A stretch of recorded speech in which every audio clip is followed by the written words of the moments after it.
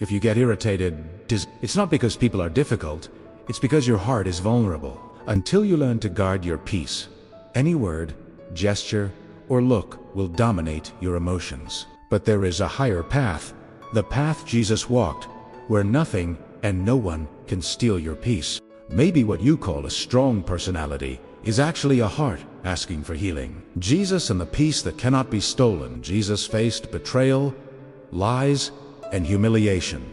Yet he never reacted with fury, not because he was trying to maintain peace, but because peace was something he carried. And you can carry that same unshakable peace that nothing and no one can touch. Your peace is protection. Many people think the enemy always attacks money, health, or family, but often he wants something simpler, your reaction. When you lose peace, you lose direction. When you get irritated, you lower your spiritual guard. Peace is not a soft feeling. It is armor. Philippians 4:7 says that the peace of God guards the heart and mind. It protects you, but only if you stay inside it. When someone tries to provoke you, it's not about what they said. It's about what you're about to give away. Your peace. Every time you choose silence, instead of fighting back, you are declaring, "My peace is worth more than this argument." Offense, as a trap offense, is never random.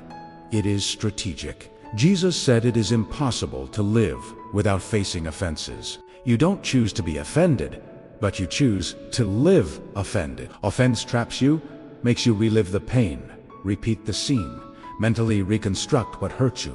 And when you keep ruminating about what you should have said, that is not peace. You weren't silent because of spiritual maturity. You were silent because you froze. A frozen soul ruminates. That silence doesn't free. It imprisons. Forgiveness is not denying what happened. It's denying that it continues to govern you. As long as offense breathes, peace suffocates. Stillness has strength. The world tells you to respond, protest, and prove your point. But the Spirit says, be still. Exodus 14:14 declares that the Lord will fight for you. You need only to be still. Stillness is not weakness. It is spiritual maturity. It is looking to heaven and saying, God, I trust your justice more than my own. Some battles are only won when you abandon the urge to react. Jesus faced false accusations without striking back, and his peace spoke louder than any human words. Peace flourishes where pride dies. Not all anger comes from pain. Much of it comes from pride. They can't talk to me like that. I deserve respect. I'm not swallowing this. But James 4:6 says, God resists the proud and gives grace to the humble. Peace begins when the ego stops being the center. When you no longer need to win arguments. When you don't demand that everyone understand you. When your soul is worth more than your image. Sometimes the most powerful response is no response, just peace. Eyes on God, heart secure. Peter walked on water until he looked at the storm. The same happens to you. When your focus shifts from God to people, your peace sinks. Isaiah 26, 3 promises that God keeps in perfect peace the one whose mind is steadfast on him. Peace doesn't disappear. You are the one who looks away. When anger rises, don't react. Redirect. Look back to God. He is the anchor that keeps your heart steady when emotions try to dominate you. Your calm is your testimony. Sometimes the most powerful sermon is not spoken, it's seen. The world expects you to explode, get irritated, or fall apart.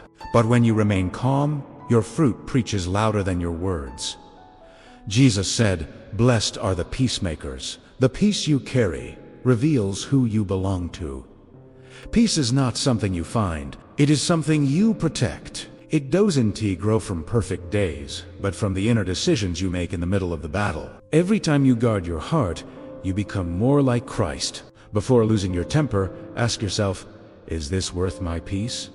Almost always, the answer will be no. Your peace is your spiritual signature. And if you want to live like Jesus, you will need to learn to protect it with firmness and tenderness. May God continue blessing your journey. With brotherly love, Minutes of Grace.